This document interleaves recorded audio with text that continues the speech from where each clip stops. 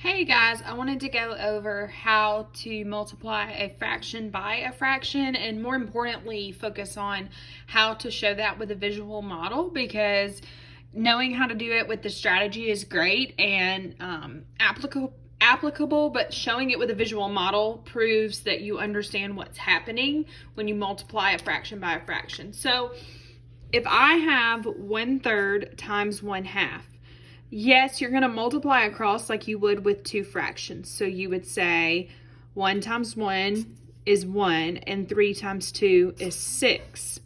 But what we want to show when we're doing a fraction by a fraction is a visual model. And so what I suggest to do is to draw an area model, which is a square, or if you want to use a rectangle, that's fine. Okay, and so then you just need to decide a side for each fraction. So I'm gonna just do 1/3 at the top and 1/2 on the side. And then I wanna choose a direction for each fraction. So I'm gonna split thirds vertically, and I'm gonna split my half horizontally.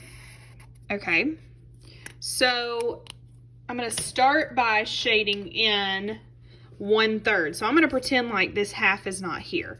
And I'm going to use two separate colors. All right, so this is 1/3 of the whole square. If I shade in this right here. Okay. Then I'm going to shade in 1/2 of the whole square. Okay, and I'm using two very distinguishable colors. So I have a pink and I have a purple.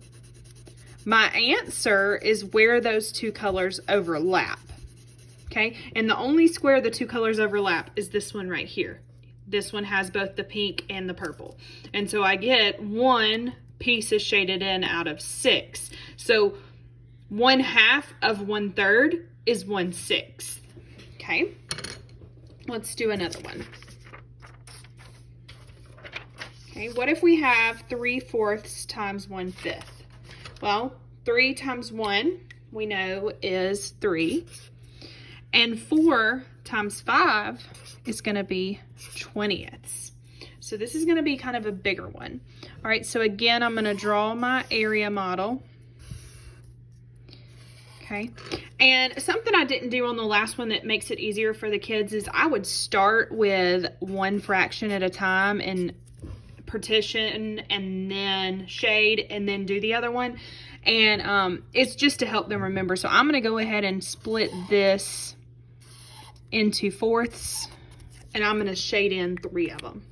Okay, and again, I'm going to just use two pretty distinguishable colors. This time I picked up green, so I'm going to shade in 3/4 of these.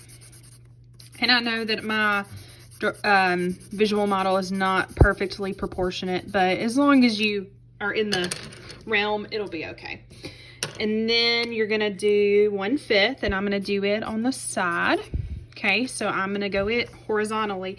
The denominator tells you how many to split it into. The numerator tells you how many to shade. So I have to split this one into fifths. So 1, 2, 3, 4, 5. And let me just double check. There are 1, 2, 3, 4, 5 pieces.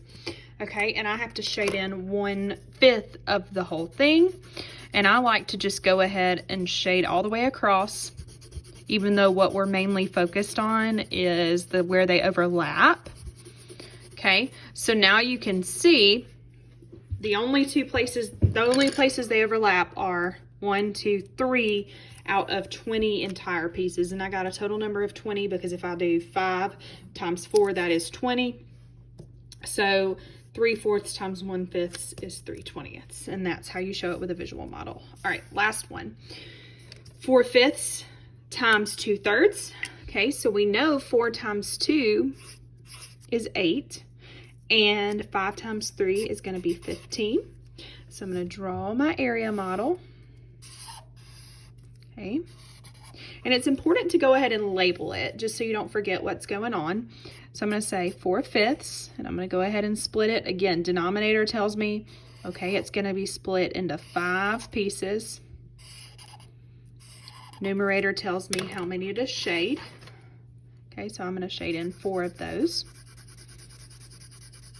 And it doesn't have to be perfectly shaded, you know, just as long as you get it filled in. Colored pencils are good. Highlighters are also very great because you can truly see where the colors overlap. I just don't currently have any highlighters with me. Okay, so now I'm going to do 2/3.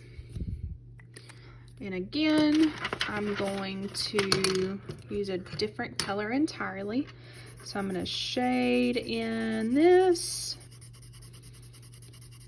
And so I'm going to now get my answer by only where they overlap. Even though like these are filled in and these are filled in, it's not where they're overlapping. We only want to be concerned with where they're overlapping. So we have 1, 2, 3, 4, 5, 6, 7, 8 out of 1, 2, 3 by 1, 2, 3, 4, 5 pieces. So it's 8/15.